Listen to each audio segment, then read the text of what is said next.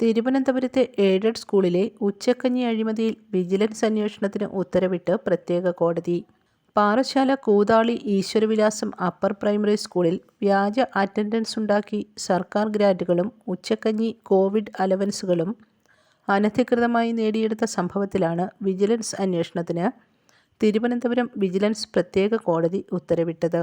2020 മുതൽ 2024 വരെയുള്ള അധ്യയന വർഷങ്ങളിൽ സ്കൂളിലെ മാനേജരും ഹെഡ്മിസ്ട്രസ് ചുമതലയുള്ള അധ്യാപികയും ഉച്ചക്കഞ്ഞിയുടെ ചുമതലയുള്ള അധ്യാപകരും ചേർന്ന് ഇല്ലാത്ത വിദ്യാർത്ഥികളുടെ പേരിൽ പണം തട്ടിയെന്നാണ് ആരോപണം.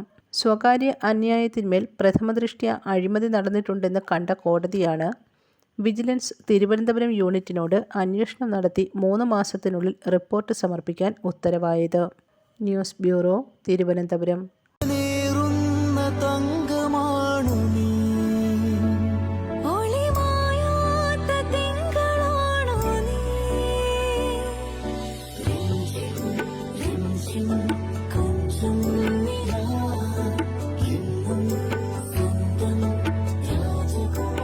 Be a Rajakumari.